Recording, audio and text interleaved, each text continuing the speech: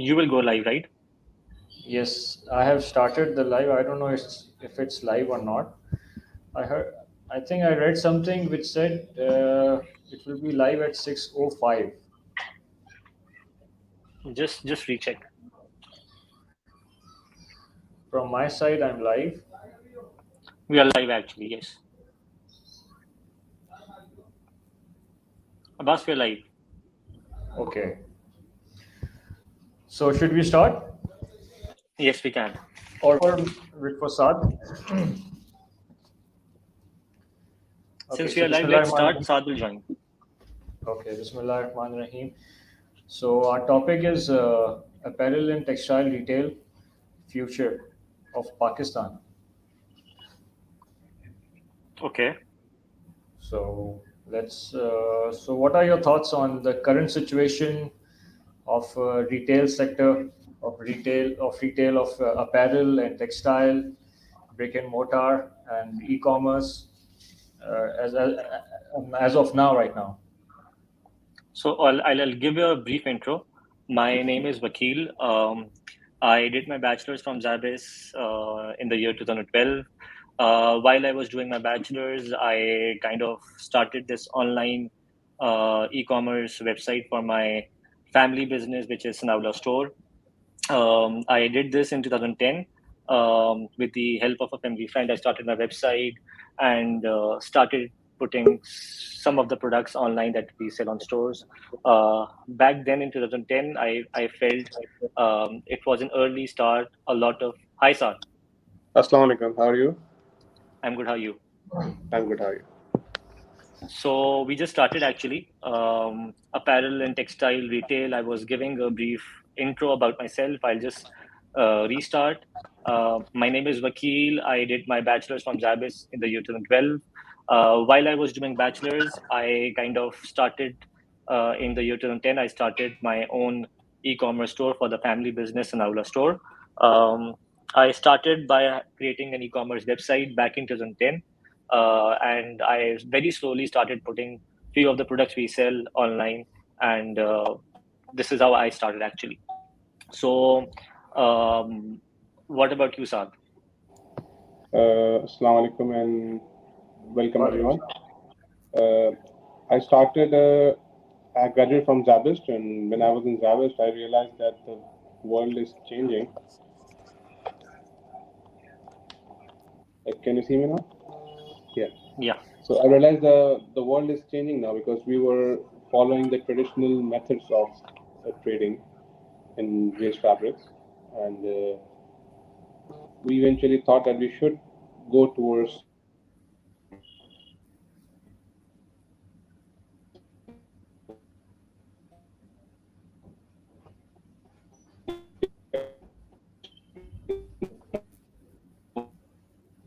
No, I can't hear Saad. Can you hear? I can't hear too.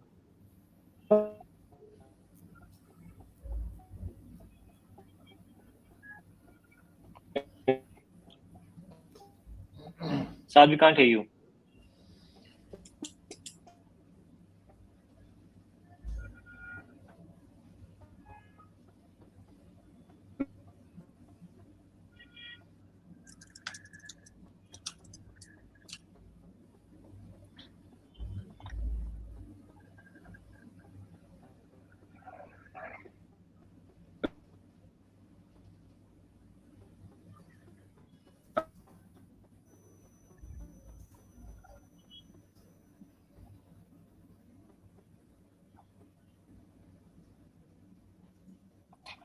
So, like I was telling, I kind of kickstarted the e-commerce thing back in 2010.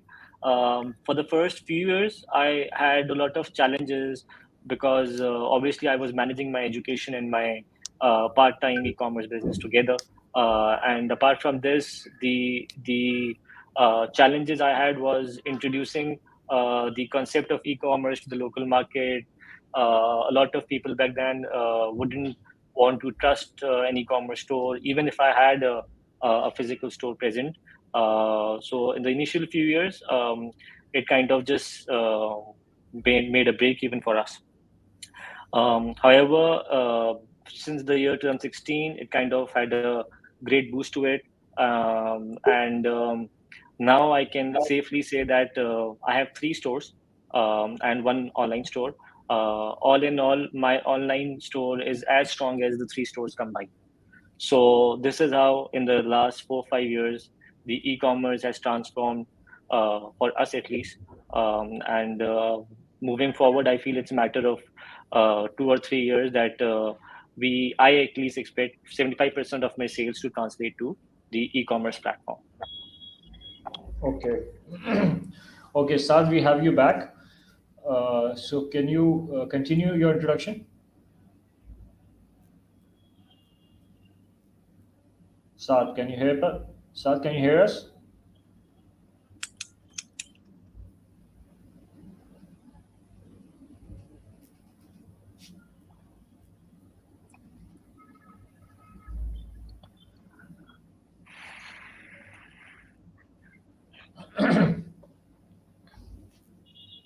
So till the time Saad is getting back live, I'll just continue actually.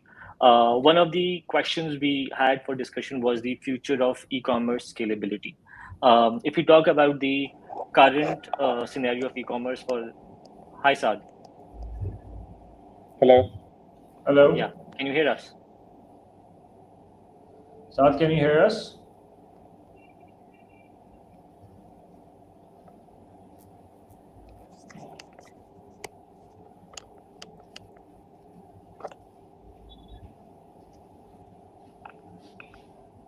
Hello?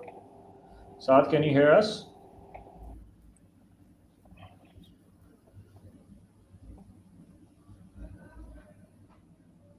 Well, I don't think he can. So I'll continue again. So when we talk about the current standing of e-commerce stores in Pakistan, and not only limiting it to my business, since I created my own e-commerce website as a marketplace, so I am kind of well aware of how other e-commerce platforms are doing in Pakistan right now. So yes, a lot of brands that I sell, local brands, specifically talking about the female fashion brands, Gul Ahmed, Al Karam, Maria B, and all. Um, so a lot of these brands have kind of focused a lot in the last year or two, specifically post COVID, on their e-commerce store. And it is not like because of a lot of brands coming into the e-commerce platform, it is kind of reducing the market share. It has actually enhanced the overall market capacity. And talking about the future scalability, I feel the right mix for e-commerce and brick mortar store would be, from a customer's experience and point of view, any customer would prefer an e-commerce store who would have some kind of physical presence, just to ensure that if there is any lack or gap in customer service, the customer is able to reach to the physical store to sort it out, or to kind of make up the mind for making a purchase on an e-commerce store. A physical store would complement that purchase a lot in that matter. So when we talk about future scalability, I feel if done correctly, a lot of businesses would rather prefer a sales mix of 70 to 30 for an e-commerce versus a physical store, and that's what I feel would be the future in the coming 2 to 3 years. Okay. So retail sector comprise also of the brick and mortar stores. How do you think it's that side of the retail segment is going right now, especially post COVID? Specifically talking about the post-COVID era, keeping in mind the last 12 or 14 months, the retail brick and mortar stores, the physical stores have actually done well. And I'm talking generally about all the stores that I look into. Because there was a vacuum created during the COVID times, I feel the vacuum is still being fulfilled, and the sales are generally healthy, and and this is what I foresee for the next 4 to 5 months as well. However, if you talk about the general future of physical retailing, I honestly feel that it would be only limited to the customer experience, and a lot of sales would translate and transform to e-commerce stores. And this is what I heavily believe in. Okay, in apparel, a major, a major, a major thing to feel, major decision making point is the feel of the fabric, the fitting of the garment. And in e-commerce, how do you think that can be achieved? So yes, um, since I run a marketplace, I do feel this challenge. Why? Because whenever we add a new brand to our store, we have to kind of uh, co- confirm the customer or make the decision for the customer to try this fabric or to try this brand actually. So initially, whenever a new brand comes to a market, it is extremely important from the customer point of view to know the quality of the product before buying any X or Y brand. Once that is done, the repurchases or customer coming back and doing a reorder becomes a lot easier for us. And how do we kind of achieve the customer experience of feeling the fabric? We kind of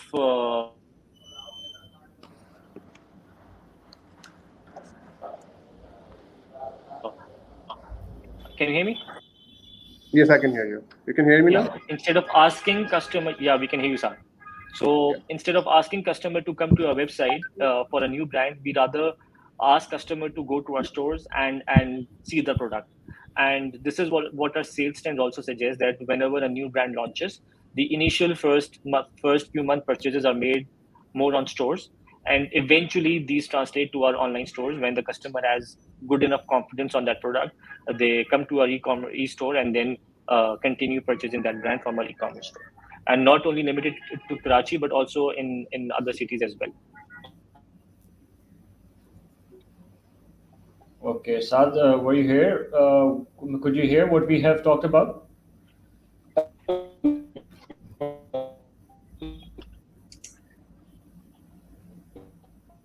I can't hear Sam.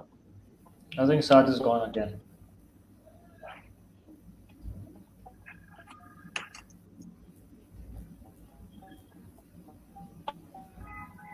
Yeah, so we can. I think we should continue then. Okay. Um, what was your next question, Abbas? Uh, my next question is about the e-commerce scalability. How do you think how's the future like? Um, I we just discussed this actually. So, um, like I've said, when it comes to fashion brands, specifically, I feel um, a lot of new brands are coming up. Specifically, talking about the women fashion area, there are a lot of brands in Karachi and Lahore coming up, and because the startup is easy, and a lot of brands are coming through an e-commerce channel, they do not need to have a physical store presence or a lot of inventory enhanced for a store, for a physical store to be fulfilled.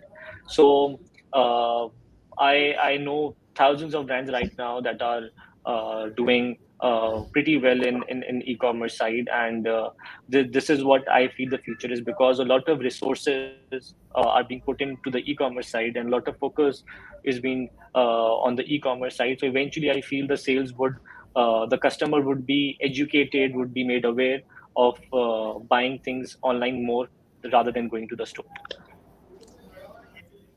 Okay.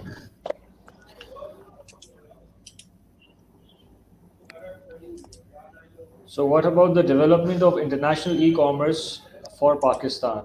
We have seen recently that Amazon, there are many companies who are developing people who are developing human resource to provide a backup for Amazon, who would let the Amazon, who would let the consumer in US get the products all the way from China, shipped to US and managed by Amazon wholesale, Amazon warehouses. So, what do you think of the future of that area in Pakistan and in generally? So, um, what I feel is the kind of product I sell. It's a traditional Pakistani product. I sell specific, mostly women fashion clothing.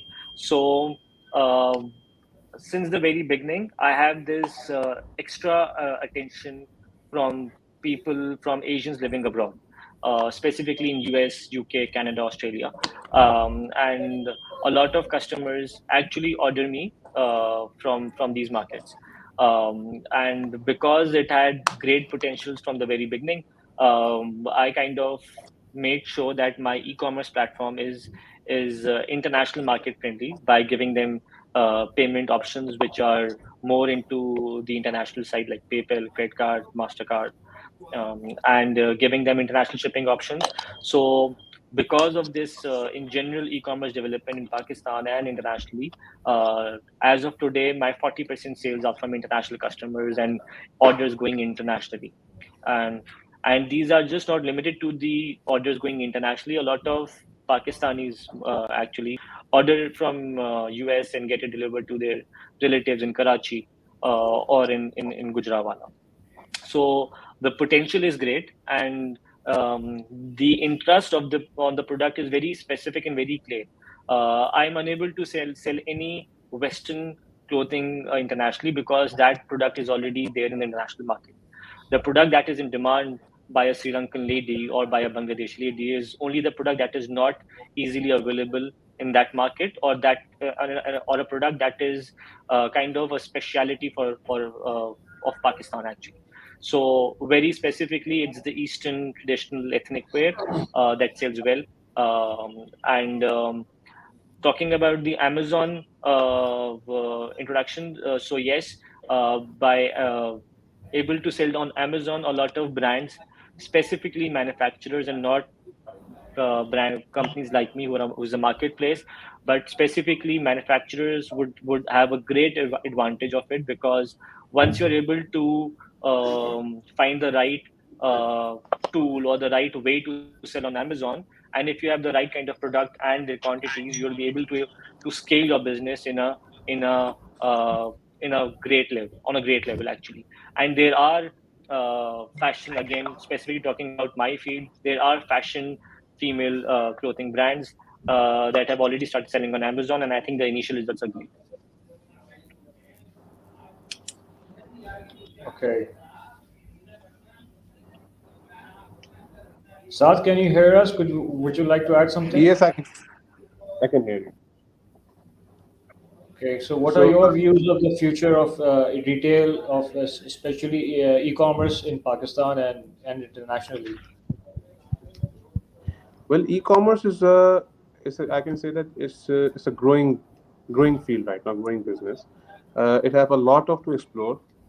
There are few issues in Pakistan that have discouraged international companies to come and do business here. The biggest problem is the COD. People here don't use credit cards, so you have a cash on delivery cycle uh, that goes along to 15 to 20 days. So these are some issues. There's some micro issues that have to be sought out sooner, because we don't have payment methods here. We have PayPal for the international customers. Of course, Mr. Zaki is dealing with international customers. He knows that how difficult it is to get the payments here. So these are the issues that need to be resolved if you have to evolve this market. And plus, I would like to give the input on the men's section, because Mr. Zaki have the women's section. Most of dealing is in women's section. In men's section, there is the most difficult thing is to make the customer feel of the fabric, because in our market, the unstitched fabric is bought by those people who have to feel it first. So we introduced this solution that you can order free samples a swatch of fabric, and you can feel it and you can buy it.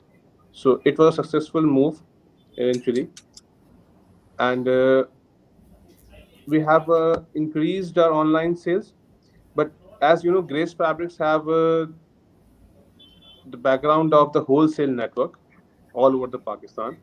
So it's difficult to compare right now the e-commerce sales to the wholesale one, uh, but you can compare with the retail one. We deal e-commerce as one section, like we have one store, like we open an outlet in Dolman Clifton, so we have one outlet as an e-commerce right now. So it is giving us the equal sales to a retail outlet, and it is growing now. And one thing I would like to say that the customer service is the most important thing in e-commerce right now. If you have, if you give the customer right to exchange, right to refund, then your sales eventually increase. Most of the platforms in Pakistan are not selling the right thing to the customers. For example, you can see the cases of Daraz.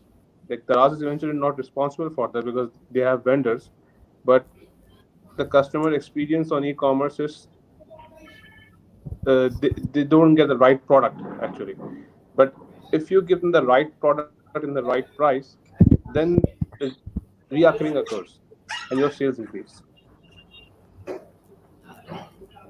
Mr. Zaki, Yeah, actually, what is the yeah sorry, Saad. what is the return ratio? What is the return ratio Yeah, in e-commerce of in your yeah. business? I'll share that, and I would actually like to add few points what Saad pointed out that yes, we do also face immense problems dealing with local customers because when I talk about international, it's already all prepaid. So I have this assurance that just the fulfillment is required, and the customer would not change their mind. But when it comes to local orders, despite 70% of my local orders being on local side, the cancellation ratio on average is 7 to 9%. Despite the fact that we do multiple confirmations from the customer at multiple stages, and we kind of segment out the bad customers through our own little AEI program that we have made. We kind of track the customer history, and despite all of this, we still end up doing 7 to 9% of customer returns, managing customer returns. However, one thing that has improved a little on the return side is since we are a marketplace, we do a lot of pre-books and then on the launch date we dispatch to customers. So when we see that the difference between pre-book date and the dispatch date is less, the cancellations automatically reduce. If we do, let's say, pre-booking on 1st of January and dispatching on 20th of January, the customers are ought to change their mind because the duration has been pretty long. And Yes. for example, so all in all, if we are prompt in our shipment, the cancellation ratio goes down. Having Yes. said this, you're right. The payment method in Pakistan, the biggest payment method right now is cash on delivery. A lot of companies, courier companies, logistic companies are roaming around that, and I don't see a prepaid method like credit card or Jazz Cash becoming a major payment Yes. manager in Pakistan right now. However, there are a lot of developments being made on the courier side, and a lot of courier companies are now coming up with ideas of paying you within 24 hours. A lot of companies are actually doing this. There are companies who are offering services like making prepayment of the cash and delivery orders that they are delivering, and if there are returns, they return you. But obviously, this is a developing thing, and a lot of improvements are yet to be made on this. I completely agree on that. We are evolving actually as a market. Yeah, So it yeah. yeah. So every day we learn new things and we get new solutions. So But I'll share yeah. one example also. Hmm. In India, again, it is very similar to the Pakistani market, and despite being so great in technology, even the safest and the biggest payment method is cash on delivery. And there are companies, actually there are businesses that have that offer customer rating to companies who sell their products. So you can integrate a lot of AI softwares on your website, who would tell you if this customer has actually placed an order on X website and have refused it 3 times there. So this customer who is coming onto your website for the first time is not a good paymaster, or does not have a good pay history when they talk about their own ecosystem.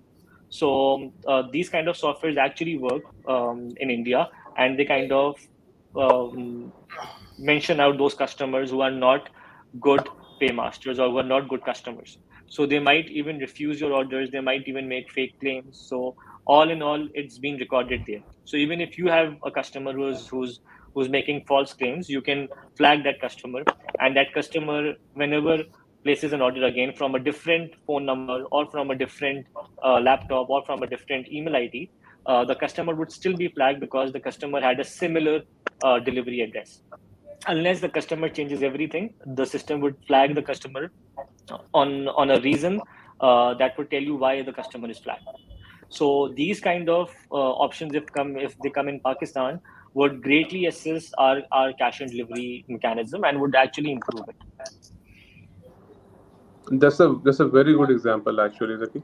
Yeah, And I think we should have this here because in Pakistan, I believe that there are certain areas. I have marked the cities actually and the towns actually where we get the regular fake orders. So, yeah, but we have to work a lot on this because it is not automated yet. And yeah. if we get an automated solution, it will save time and we will be saving a lot of money actually. Hmm. That's correct. I think it's still evolving. Yes, it's important. What is next, In Mr. Abbas? in customer experiences, where do you think AI can play a part? This I AI can think play a big role actually. Yes. yeah. So I think several areas, Abbas, actually. So when you talk about AI and customer experience, there are, uh, although I don't think they are executed properly right now, if they are executed at all, but there are features internationally, and a lot of companies are working in Pakistan on this, that um, you can actually upload your picture and see how a shirt would look on you, the actual shirt. There are AIs that would tell you how a makeup shade. I'm not sure if a blush on would look on how what color would it look on your face. So these are, I think, one of the very new things that are being developed, and a very common feature also, which is there already in some of the businesses, that you can actually upload a picture of a suit and you can find similar color or similar design suit on that Yes. website or not. So these kinds of little AI on customer end are already being developed and implemented on a lot of websites. There's a lot of work going on the visual recognitions and the AI. Actually, they Yeah, both are getting synced now because you can sync your yeah, phone camera with the AI and then the AI can yeah, study. Uh, yeah, what we can do is here in Pakistan right now because we don't have those access yet. We are not working on the data sciences actually.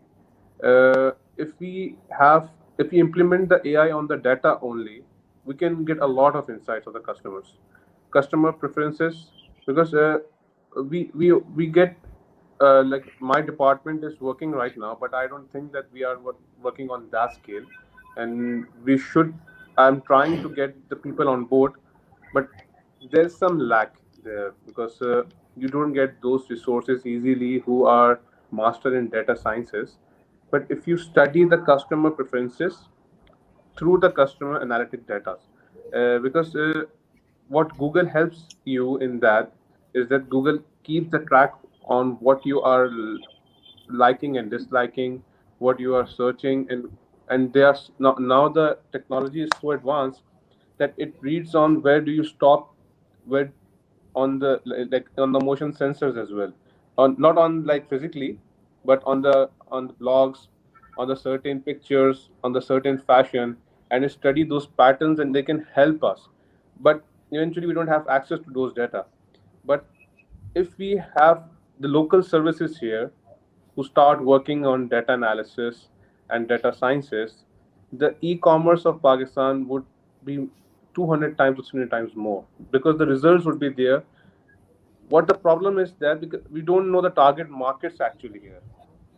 When we are posting something on Facebook or Google, uh, our radiuses are not defined according to our the SECs A, B, and C. These are the basics actually. And if you go to the US, they have very defined markets, and the search tools are very refined. So if you are looking, if you want, you show the ad to the SECA, the AIs work on that actually on the data. And if you want to show a pen to a business person who is earning $1,000 a month or $2,000 a month, and if you want to show a pen to a person who is earning $10,000 a month, the AI and the system is trained to show the ad to those people only. This thing doesn't happen in Pakistan. We are fishing here. We run ad, and we know that 100 people will see it, but 10 to 12 would be our customers. So the target rate is 12%. So AI doesn't work here on that manner because locally we are not working on that. We are depending on the data of the US, UK, and the other countries that are working on that actually. So we don't have localized AI services here. So in this field is huge and untouched, untapped, I believe. There are people are working, of course, we are working, but not on that scale. It's not reachable to the companies like us. What do you think about that, Zaki? Absolutely correct, Mr. Saad. I think the potential of AI is obviously countless. But just one thing I would like to add. You mentioned that your team is already working on this, developing a little AI. I feel it's a world of integration right now, and rather Yes. than developing anything by yourself, I would highly recommend that you integrate a lot of websites that are already doing it. You are right to an extent that a lot of local businesses are not there, or local AI solutions are not there.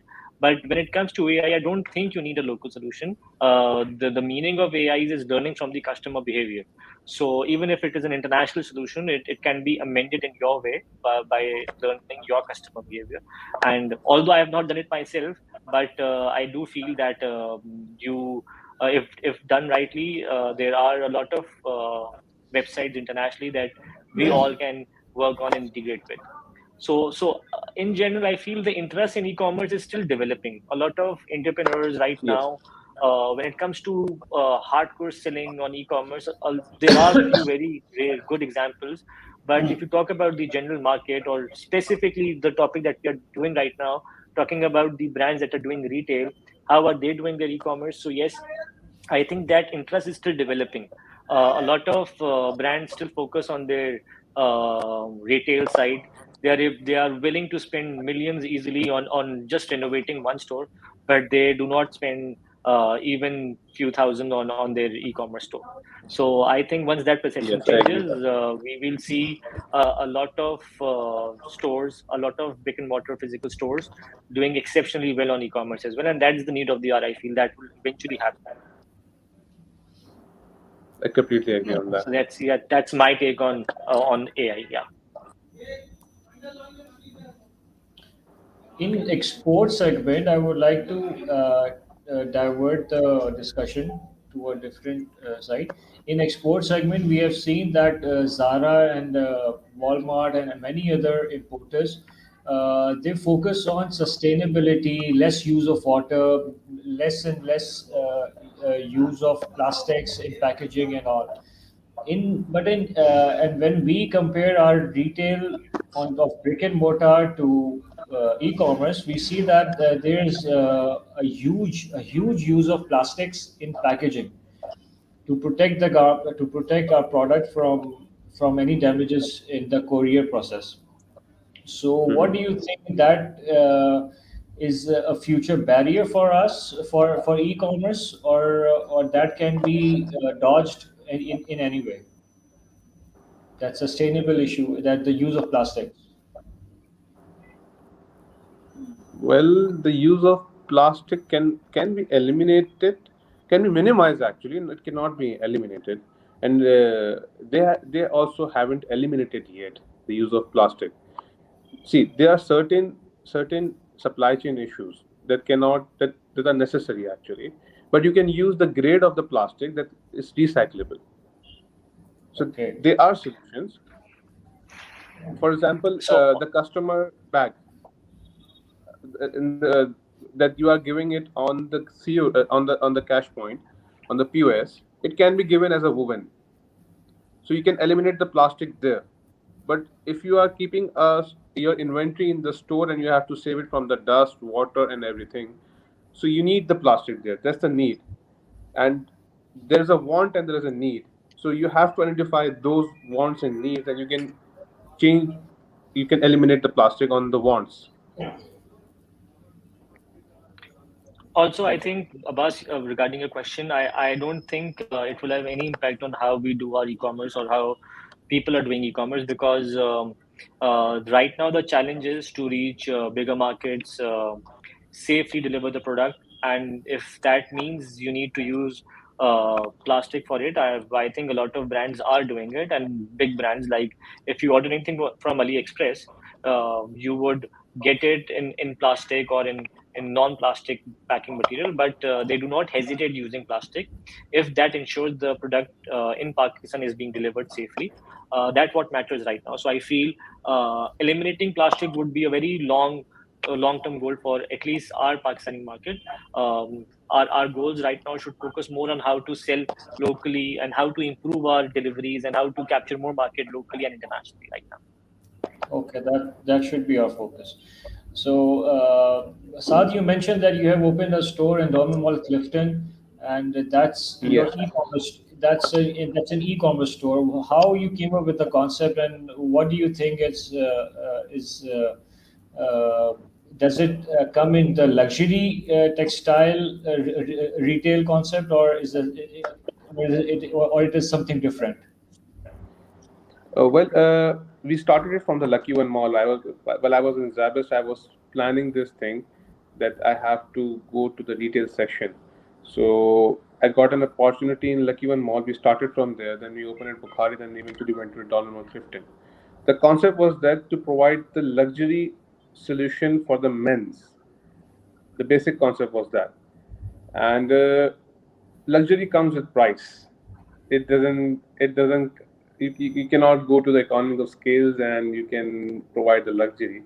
It comes with the price eventually. So we had the slow growth because of that, because we were using everything premium, so we had the high price, because eventually the cost increases whenever you are going for the premium materials and everything. But what I realized is that I we developed the customer base in 4 years.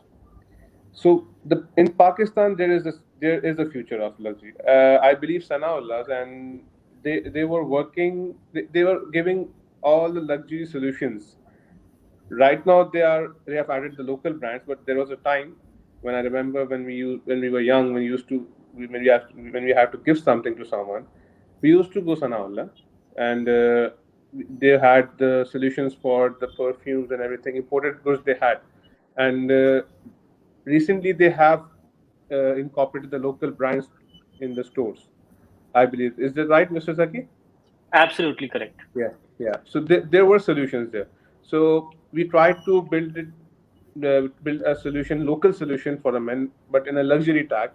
And in the beginning we had losses, and but the customer who needs the premium thing eventually finds you, and if you give him the right thing on the right price, they become your regular customers, and they bring in those fraternity and those clientele from the market to your stores, and the word of mouth begins there. So it took 4 years for us to build up that base, and alhamdulillah, now we have crossed the break even line, and we are going to the profitability, and we are going toward the expansion. So yes, Pakistani market have the luxury potential, but you have to give the right product. You cannot promise the luxury and give a local thing with a high price, or you can do a good packaging and the material is not good, because this eventually happens. And I'm not taking the names of the brands, but if you go to a mall, you will see those stores that are charging very premium, but the product is not that good. So Pakistani people want the luxury price, but the luxury good as well. Yeah. Saad bhai, Shaffer is also your store, right? Yes, yes. Yeah. So I have bought. I think last year I bought from your online store. I bought a shawl, and top-notch experience, not in terms of quality, but also the delivery time, the website, the way you have marketed I it remember. I online. remember your order So actually. so that's great actually. I still use it, and although it's very expensive, but you're right, it's luxury and it's worth the money. I feel great experience. And my father was as a good friend of your father actually, Yeah, and yeah. I Yeah. know your family well. yeah. So whenever we had to give something, we used to go Sanaullah. Uh, Yeah, that's true. there's a reason behind that. There is a luxury market there, but it's untapped actually. Yeah. Untapped. And People are willing to I give. still feel Yeah. it's still yet to be discovered. It's yes, yes, yes. It's still we are also evolving. Like recently, I told my team that we are not a brand yet because Hmm. if you are comparing yourself with the Armani, Gucci, and Louis Vuitton, we are not a brand yet.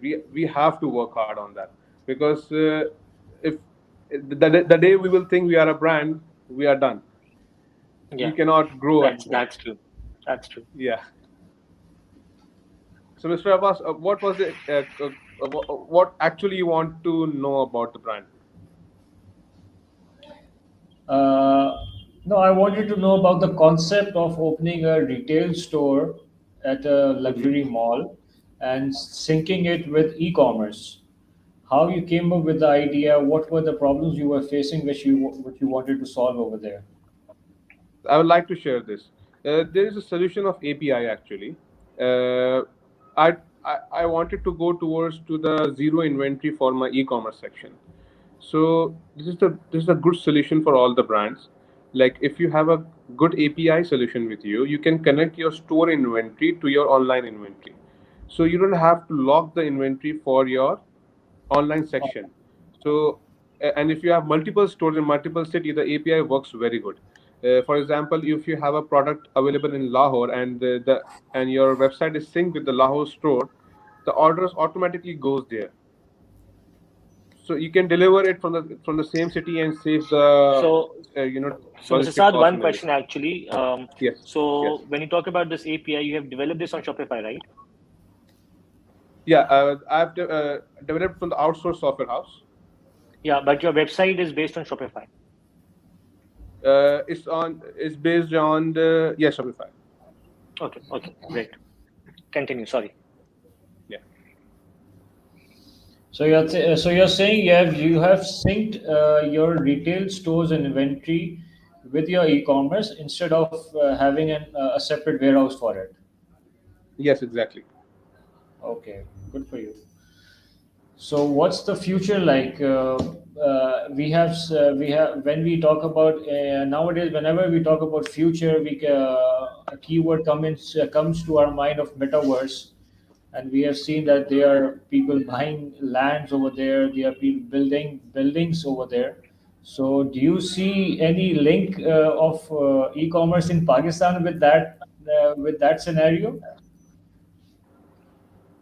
If I talk about myself, I think I don't have the skill set to actually link metaverse with how would it transform e-commerce, because metaverse itself is a very new term to me, and I'm still finding out what exactly the whole concept is and how would it impact or would it not impact at all. So I'm not in a position right now to comment on that. Okay. The Over to other you, Mr. Saad. stakeholder. What's your take on this, Mr. Saad? Well, these are fancy vocabularies coming up, and seriously, I believe that people need to work now, work hard. We need to work hard. We are far behind the world is. Seriously, like people, like the in every section of e-commerce. Trust me, they have the solutions. When I say that they have the solution, Mr. Zaki would know how difficult it is to make a website and make the changes in Pakistan because like making a It website is. is not a big thing anymore in the world. It's still a big thing in Pakistan, Yeah. and And I working on agree. it, making I alterations. agree. Yeah, I have few friends that are working in Amazon in Canada, and whenever I discuss with them that I have to change this window or I have to change display, they say that where are you stuck? Hmm. We have like like all the platforms are now web based now. They don't work. They don't use the Shopify and these kind of solutions, and they have the web based solutions. Like the store is also connected to the web servers, and the websites are also connected to the same servers, and they don't charge premium on that. They have solutions of that actually, and they don't play with the clients. So here we are still stuck with the agencies working on the website and taking a month to develop that and then making changes and everything. This we are stuck in a very basic world actually. And Hmm. our neighbor like India, like yesterday I heard they had 150 billion US dollar IT worth exports, and it's half of the Pakistan's economy. So we are doing something wrong. So we don't have to look towards what's happening there, and we have to work hard right now, and we have to be honest with our work. And from this platform, I would like to request the technical people to give the solution realistically.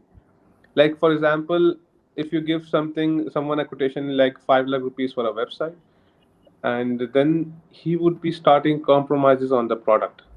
The website should be very very basic, and it's not. We all know that now the cost of the website of making a website actually is. If you go toward the cost is 50,000 to 80,000 rupees, a good website can be formed, and people are charging like 5 lakh, 6 lakh, 7 lakh. Depends how much you don't know about that. Uh, I would disagree here, Mr. Saad, actually, because when you talk mhm. about technology outside, just check how much a non-Pakistani developer would charge you for a very minor development. Outside, when you Yeah, go for a I agree customized on that. But solution, they give you the yeah, permanent solution. But they give you the yeah. permanent solution. Yes, they do. Yes, they do. But when you could talk, and there's a reason behind why a lot of Pakistani developers are working for international clients because they pay more actually. And why they pay Yes. more? Because Pakistani developers and their man hours are cheaper than any other developer internationally.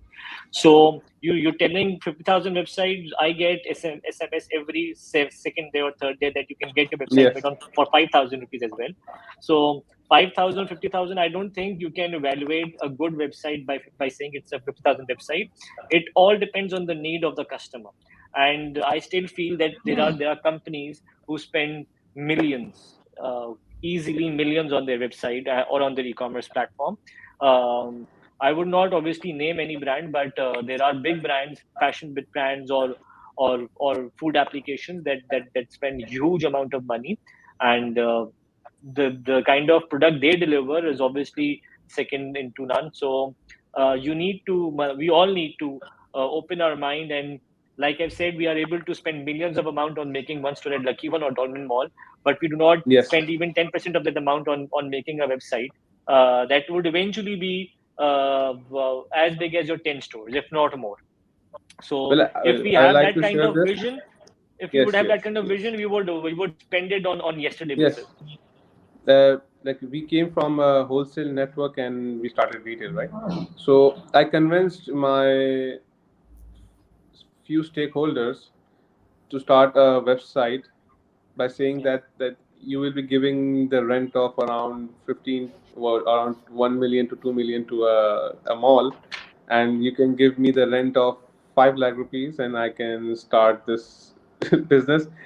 And if you eventually you have to make a mind in your family and with your stakeholders. So if you make your mind that you are giving a rent to a mall and you are same amount you are spending on the online section, you will get you will get the brand awareness that is FOC that comes yeah, with the package actually, yeah, the brand awareness and the sales also. Then you can calculate the ROI on the sales. So it's a win-win when you are taking an ROI with the brand awareness and the starting the and with the sales amount and everything. Yeah, So yeah, like I convinced my family with this strategy that yes, you are paying a rent to a mall or paying a rent to a website. So it's like that. It's really difficult to convince the conventional method. I agree. I think that's the starter Yeah. package for convincing the elders Yeah. on how to take out budget for your website by comparing it with Yes. the rentals of the stores. Yes. What next, Mr. Abbas? I don't think we have any questions from the audience. I can't see any. Uh, All right. on the same topic, if you would like to summarize or just end the topic, I think we can. So the discussion we had today obviously was evolving the right mix of retail and e-commerce. And since we both are from the retail background and we're trying to do e-commerce in a better way. So my take on this is that sooner or later we would all kind of realize that how important it is to have a very strong e-commerce presence, and those who are doing it already know what potential it carries. um, However, that does not mean I don't say that retail or brick and mortar stores would die out. No, I think eventually the right mix would be having select amount of stores in every city of Pakistan or major cities of Pakistan, so the customers would be assisted, would be complemented in a way that they would know that the brand they are purchasing it from have a good physical presence, and if need be, they whenever they visit those cities or the malls, they would kind of our brand store would re-endorse the brand image that we carry and would assist a lot in our purchasing.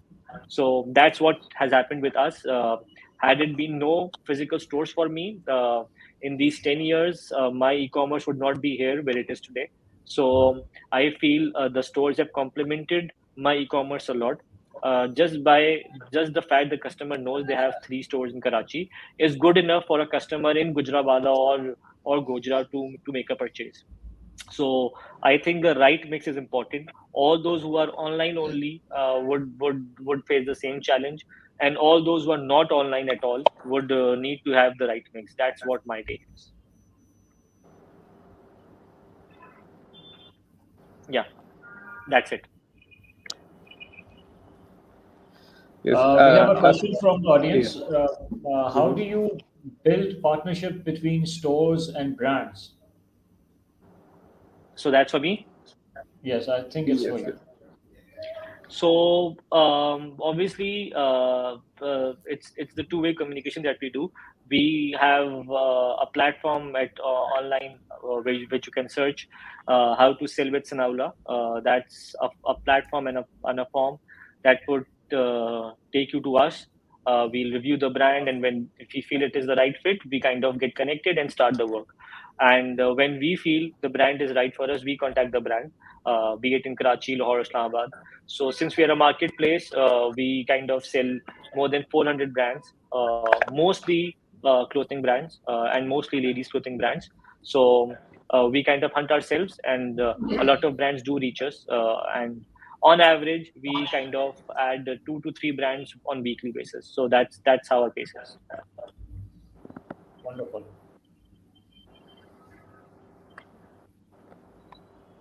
So, what are the key indicators that you look for when you're selecting a brand or when you're approving a brand?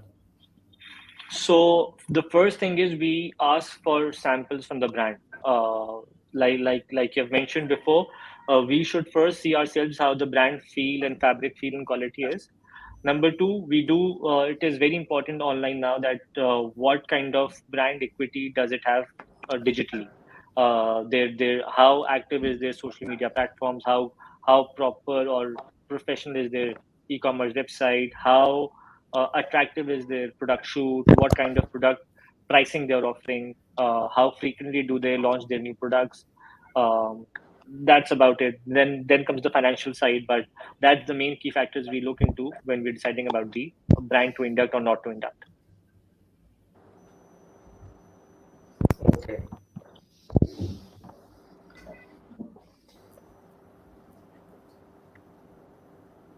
So, Mr. Saad, do you have something to add? Yes, I would like to give my conclusion remarks. That you can pick the example from Mr. Zaki's statement that even he is adding a brand on a physical store. He is looking at the brand equity online. So, in today's world, if you're going for a dinner even, you see the website or the reviews online of a restaurant even. So, so I completely agree with Mr. Zaki that it's a two-way bridge now. You have to in Pakistani market, Pakistani people trust more like when you have a store. That the in if you say in a Urdu that हाँ यार इनका store है ये exist करते हैं market में. So the trust factor is a plus point there. That they have their stores, you can claim there when you are something ordering online. And this is a plus point for the physical store having an online store. And if you are working on an only online model, then you need a strong USP, a very strong USP. You have to approach the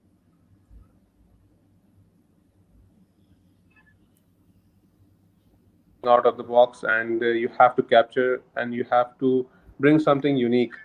That's the only way to survive, because you have to struggle a lot. There are a lot of brands coming up. They are working only online, especially in the casual category and in the ladies category as well. Like we are we were doing some brainstorming to launching some ladies wear, and we came up with hundreds of brands working online with no outlets. But there are few, they are doing a good job actually. And of course it is becoming competitive right now to work online. So, but as I say, you have to work hard, you have to work unique if you are working only online. And if you have stores, then there's a plus point of a customer trust. Customer can buy online or pay a visit then buy online. So that's a two-way bridge. So that's helpful actually for us. Although we are about to reach our 1 hour mark, do you you talked about restaurants and the reviews. That has made me recall a video I saw a few years back, which was about a person who made a fake website of his backyard as a restaurant, and asked for fake reviews from his friends and relatives.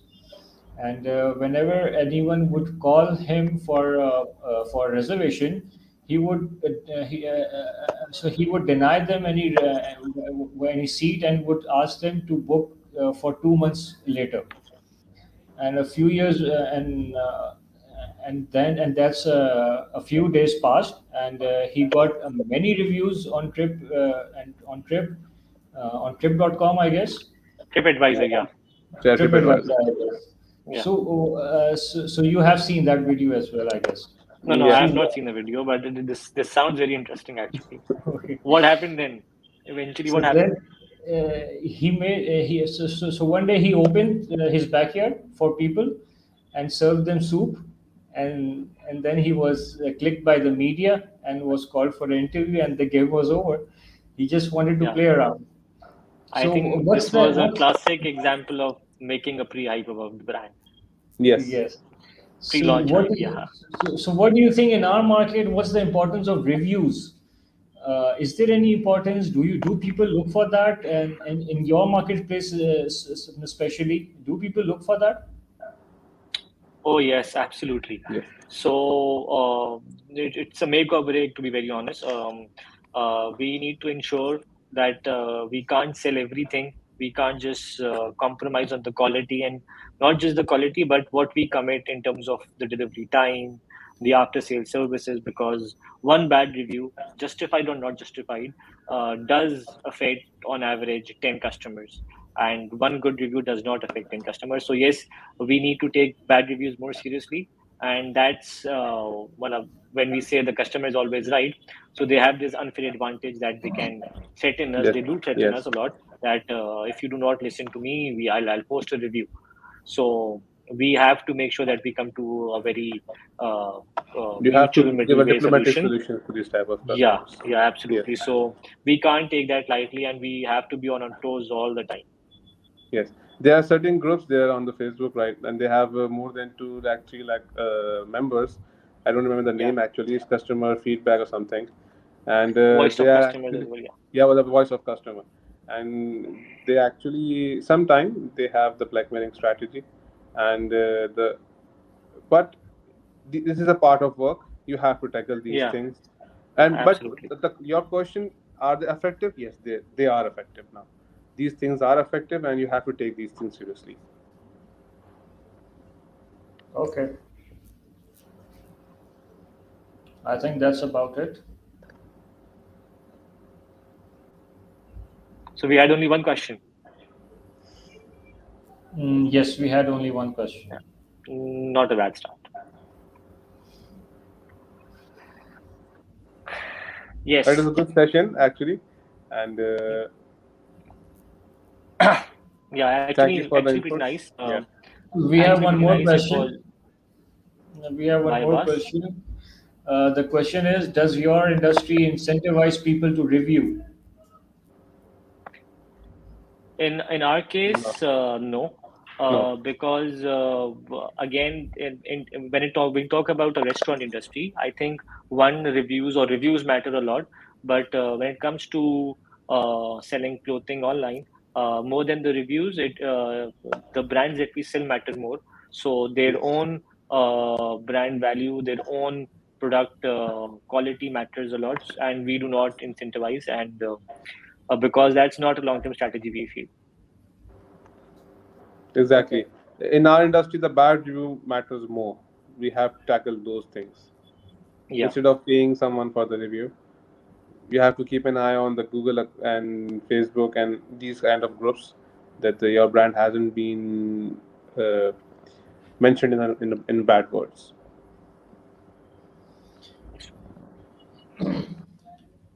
Okay, gentlemen, good to have you all. I think we should end the session here. Thank you very much. Thank you, Thank you. Abbas. Thank you, Saad bhai. Lovely having you over. Thank you, Zaki bhai, and it was great to share the experiences and listen to your insights about the industry. And inshallah, we will meet Thank you. someday and discuss Very things. soon, inshallah. Yes, absolutely. Inshallah, I have your inshallah. number now. Thank you, Abbas. Thank you, Abbas, for Thank Thank having you. us. Thank you. Allah See you. Hafiz. Allah Hafiz.